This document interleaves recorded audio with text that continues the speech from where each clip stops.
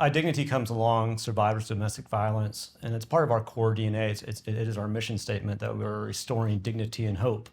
And that's really what these survivors need, is they need the dignity to prove who they are and the hope that that provides, the access that provides, whether it's to get typical housing, to get health care, to get access to your bank, to get employment. Pretty much every opportunity is off the table until you get over this hurdle of being able to legally prove who you are. We come alongside them, and every case is going to be unique. Every case is going to be different, but they're all trying to acquire that driver's license or ID, that birth certificate, that social security card, the primary forms of identification.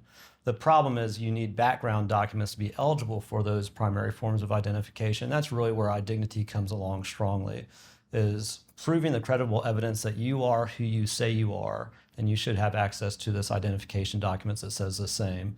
So pulling school records, pulling medical records, pulling military records, pulling prison records, anything that we can get a hand on that proves credible evidence that you are who you say you are, then we can use that to apply for the birth certificate or the social security card or the ID. I remember when we started IDignity, you would hear all the reasons why people needed identification and what had happened to their identification that they don't have it now. And I will always recall the woman who told me her husband burned it all, lit all of her identification on fire in front of her. And I was like, what do you mean? And it was, she told me to control her, because what are you going to do now? Where are you going to go? You can't even access your own money out of your bank account. Who's going to believe who you are?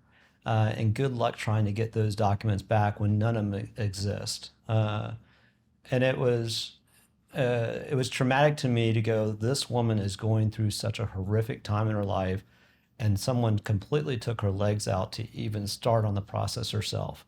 I mean, there's just nothing you can do without identification, and that we could come alongside in some small manner during such massive amount of trauma and do our one little thing that no one else seems to be doing very well, and work alongside the government agencies to make sure this is successful was a very empowering moment. And going, there's people going through things that we can't even imagine. And thank God that there's organizations that come alongside of them. There's a lot of barriers for these individuals to ask for help. And sometimes they just need the encouragement. And if IDignity can play a role in being part of that, and playing a role in just the community awareness of this issue, and the community awareness of solutions to this problem, we would be honored to.